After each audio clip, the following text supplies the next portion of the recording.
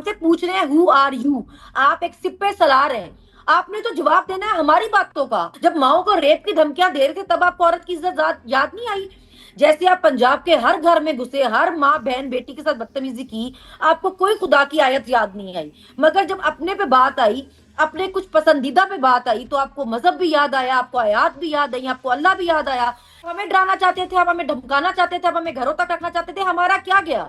हमें तो अल्लाह ने इज्जत दी क्योंकि हम सच्चे थे। आप देखिए कि आज आप कहाँ खड़े हैं। आपका एक बयान आया है, सिर्फ लोगों ने आपका क्या हाल किया है।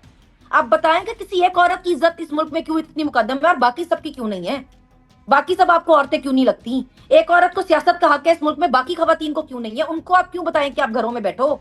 आप तो हमें ढूंढ के दें कि भाई कौन है जिनका ये माइंड सेट है और आप चेंज नहीं कर पा रहे हैं।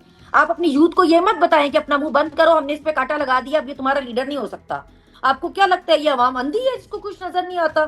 और आप इस तरह बेवकूफों की तरह के बोलेंगे कि जी अल्लाह ने इज्जत दी है, जी आप कौन है? अल्लाह ने तो इज्जत दी थी, अल्लाह ने इज्जत दी है। इस्लाम से पहले तो खवातीन का कोई रुतबा नहीं था, मेरे मजहब ने रुतबा दिया खवातीन को।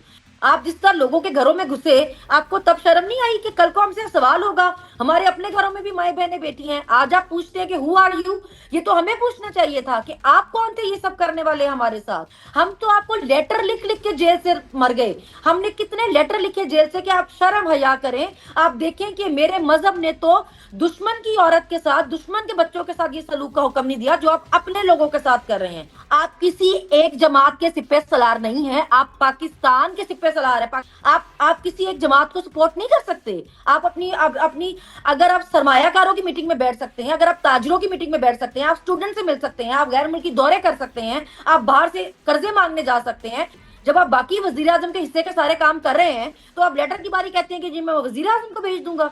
आप अपनी यूथ को मुसलसल पहले ये बताते रहे हैं कि आप इल इन्फॉर्म्ड हैं, फिर आप उनको बताते रहे हैं आप नासमझ हैं, आप नालायक हैं, आज आप उनको बता रहे हैं कि आप गुमराह भी हैं।